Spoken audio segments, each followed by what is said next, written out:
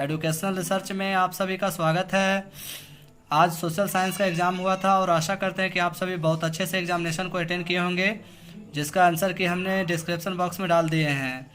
तो इसके बाद यानी कि 9/4/2022 को हमारा हिंदी का एग्ज़ाम होने वाला है, जिसके 40 महत्वपूर्ण टर्म 1 के क्वेश्चन पूछे जाएंगे, जो इस प्रकार से एग्जामिनेशन में रहेगा। तो सबसे पहले हम 40 महत्वपूर्ण प्रश्नों के बारे में जानकारियाँ प्राप्त कर लेते हैं, जिसमें से पहला क्वेश्चन गद्यांश रहेगा, अपठित बोध। तो गद्यांश कह रहा है कि हमारे जीवन में साहित्य का बहुत महत्व है। साहित्य मानव जीवन को वाणी देने के साथ साथ समाज का पथ प्रदर्शन भी करता है। साहित्य मानव जीवन के अतीत का ज्ञान कराता है, वर्तमान का अर्थात चित्रण करता है और भविष्य के निर्माण की प्रेरणा भी देता है। किसी समाज का साहित्य छीन होने लगे तो रसलतल से चला जाता है। साहित्य सूर्य की भांति समाज के समस्त विकारों का हरण करता है। साहित्य ही हमें मनुष्य की कोटि में बनाए रखता है और मानवीय गुणों से भर देता है। तो इस तरह का गद्यांश दिया गया, जिसके अंदर यानी कि क्वेश्चन नंबर 1 कह रहा है कि हमारे जीवन में किसका महत्व है। ए पैसों का, बी भौतिक सुख सुविधाओं का, डी ऐश्वर्य का, सी ऐश्वर्य का, डी साहित्य का।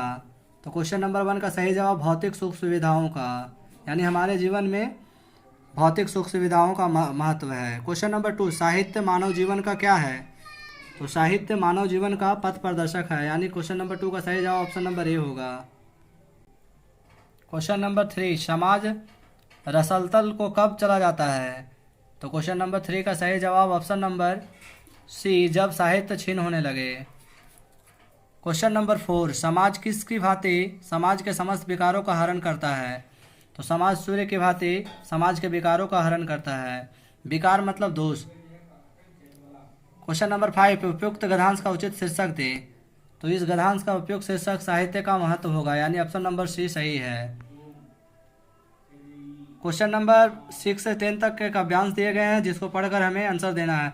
मत काटो तुम यह पेड़ है ये लज्जा वसन, इस माँ वसुंधरा के संसार के बाद अशोक की तरह सचमुच तुम पछताओगे। बोलो फिर किसकी गोद में सिर छुपाओगे।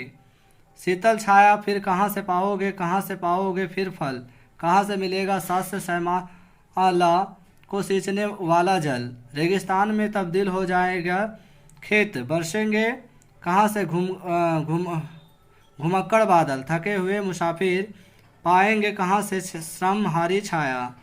तो इस पंक्ति के माध्यम से कवि बताना चाहता है कि पेड़ पौधे वर्तमान समय में अंधाधुंध से कटाई हो रही है, जिसके हमें कटाई नहीं करना चाहिए, क्योंकि ये हमारे जीवन को क्योंकि इससे हमारा जीवन बेकार होता चला जा रहा है, क्योंकि इससे हमारा जीवन बर्बाद होता चला जा रहा है। तो क्वेश्चन नंबर 6 दिया गया, हमें क्या नहीं काटना चाहिए। तो क्वेश्चन नंबर 6 का सही जवाब ऑप्शन नंबर सी, हमें पेड़ को नहीं काटना चाहिए, जबकि हमें अधिक मात्रा में पेड़ पौधे को लगाना चाहिए। क्वेश्चन नंबर 7, संहार के बाद किसकी तरह पछताओगे। तो संहार की तरह अशोक की तरह पछताओगे, यानी ऑप्शन नंबर ए सही है। पेड़ हमें क्या देते हैं। तो पेड़ हमें शीतल छाया देते हैं, ऑप्शन नंबर ए सही होगा।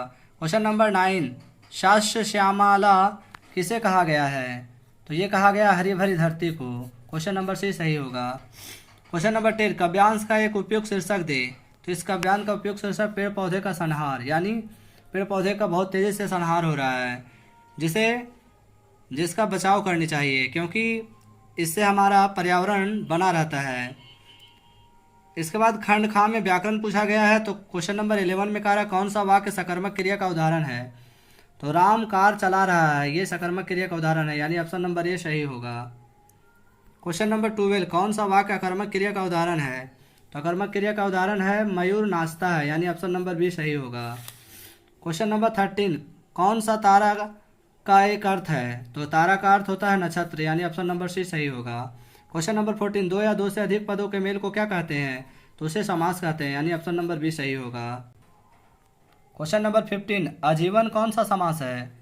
तो आजीवन अवयवी भाव समास है, यानी ऑप्शन नंबर ए सही होगा। क्वेश्चन नंबर 16, नीला है जो कंठ किस समास का बिगड़ा है।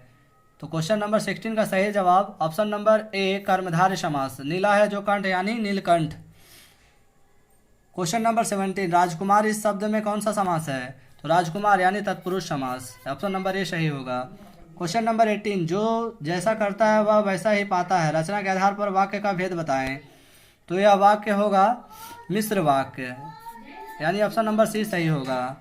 क्वेश्चन नंबर 19, मीरा के द्वारा पुस्तक पढ़ी गई, कौन सा वाच्य है? तो ये वाक्य है कर्मवाच्य, यानी ऑप्शन नंबर बी सही होगा। क्वेश्चन नंबर 20, जिन शब्दों के रूप में लिंग, वचन, काल, क्रिया, कारक आदि के कारण कोई परिवर्तन नहीं होता उन्हें अव्यय कहते हैं। अव्यय को दूसरे किस नाम से जाना जाता है? तो अव्यय को दूसरे अभिकारी के नाम से जाना जाता है, यानी ऑप्शन नंबर बी सही होगा। खंडगाम में पाठ्य पुस्तक से प्रश्न पूछे गए जो 21 से 24 तक का रहेगा। इसमें काव्यांश कह रहा हमारे हरे हरेले के लकड़ी, मन क्रम वचन नंदन, उर या धिंड करी पकड़ी, जागत सोवत स्वप्न दिवस, निशे कान्हा कान्हा जाकरी। यानी इस पंक्ति के माध्यम से कहता है कि गोपियाँ जाते सोते हुए श्री कृष्ण को का जाप करते रहती है। तो क्वेश्चन नंबर 21 कह रहा है कि प्रस्तुत पद के रचनाकार कौन है? तो इस पद के रचनाकार सूरदास है, यानी ऑप्शन नंबर ए सही होगा। क्वेश्चन नंबर 22, गोपियाँ की दशा किस पक्षी की तरह हो गई है? तो गोपियाँ की दशा हरिल पक्षी की तरह हो गई है। क्वेश्चन नंबर 23, गोपियों को उद्धव द्वारा दिया गया योग का ज्ञान किसके समान लगता है? तो ये लगता है कड़वी ककड़ी के समान, यानी ऑप्शन नंबर बी सही होगा। क्वेश्चन नंबर 24, गोपियाँ जागते सोते सपने में दिन रात किसका नाम जपती रहती है? तो गोपियाँ जागते सोते श्री कृष्ण का नाम जपती रहती है। क्वेश्चन नंबर 25, यह दंतुरित मुस्कान कविता के कवि का नाम क्या है? तो यह नागार्जुन इसके लेखक है, यानी ऑप्शन नंबर सी सही होगा। क्वेश्चन नंबर 26, घेर घेर धरा धरा धरा ओ, यह पंक्ति किस कविता से ली गई है? तो यह पंक्ति फसल कविता से ली गई है, यानी ऑप्शन नंबर ए सही होगा। क्वेश्चन नंबर 27, आट नहीं रही है, कविता में किसकी आभा हट नहीं रही है? तो कविता में बादलों की आभा हट नहीं रही, यानी ऑप्शन नंबर सी सही होगा। क्वेश्चन नंबर 28, यह धनतुरित मुस्कान में कवि को एकटक कौन निहार रहा है? तो ये शिशु निहार रहा है, यानी ऑप्शन नंबर बी सही होगा। क्वेश्चन नंबर 29 से 32 तक ध्यानपूर्वक गद्यांश को पढ़ना और उसका उत्तर देना है। बालगोविंद भगत महिला कद के गोरे चिट्टे आदमी थे, 60 के ऊपर के ही होंगे, बाल पक गए थे, लंबी दाढ़ी या जटाजूट तो नहीं रखते थे, किंतु हमेशा उनका चेहरा सफ़ेद बालों से ही जगमगा किया रहता। कपड़े बिल्कुल कम पहनते, कमरे में एक लंगोटी मात्र और सिर में कबीरपंथी की कनपटी टोपी। जब जाड़ा आता एक काली कमली ऊपर से ओढ़े रहते। मस्तक पर हमेशा चमकता हुआ रामनंदी चंदन जो नाक के एक छोर से ही औरतों के टीके की तरह शुरू होता। गले में तुलसी के जड़ों के एक बेडौला माला बांधे रहते हैं। तो इस तरह का गद्यांश दिया गया है जिसको पढ़कर हमें नीचे सही जवाब देना है। तो कह रहा है कि क्वेश्चन नंबर 29 में बाल गोविंद भगत कैसे कद के थे? तो ये थे मंझोले कद के आदमी, यानी ऑप्शन नंबर सी सही होगा। बाल गोविंद भगत की उम्र कितनी होगी? तो ये 60 के ऊपर थे, यानी ऑप्शन नंबर बी सही है। बाल गोविंद भगत की टोपी कैसी थी? तो क्वेश्चन नंबर 31 का सही जवाब होगा कबीरपंथी जैसी, यानी कबीरपंथी जैसी टोपी पहनते थे। क्वेश्चन नंबर 32, बाल गोविंद भगत गले में कैसी माला बांधे रहते थे? तो क्वेश्चन नंबर 32 का सही जवाब ऑप्शन नंबर बी, माला तुलसी की जड़ों की एक बेडोल माला थी, यानी ऑप्शन नंबर बी सही होगा। क्वेश्चन नंबर 33, बाल गोविंद भगत पाठ के लेखक कौन है? तो क्वेश्चन नंबर 33 का सही जवाब सी होगा, रामवृक्ष बेनीपुरी। इसके अलावा इससे टर्म 2 में भी क्वेश्चन पूछे जाएंगे कि बाल गोविंद भगत के दिनचर्या का कारण क्या था, या तो फिर बाल गोविंद भगत किन कारणों से कबीरपंथी कहलाते थे। क्वेश्चन नंबर 34, हवलदार साहब क्यों कस्बे से गुजरते थे? तो हवलदार साहब कंपनी के काम के सिलसिले में कस्बे से गुजरते थे, यानी ऑप्शन नंबर डी सही होगा। क्वेश्चन नंबर 35, नेताजी का चश्मा पाठ में कैप्टन कौन है? क्वेश्चन नंबर 35 का सही जवाब ऑप्शन नंबर बी चश्मे वाला होगा, यानी option number B. Question number 36, Netaji का चश्मा पाठ में पान वाला उदास क्यों हो गया? तो कैप्टन के मृत्यु के कारण पान वाला उदास हो गया, यानी ऑप्शन नंबर सी सही होगा।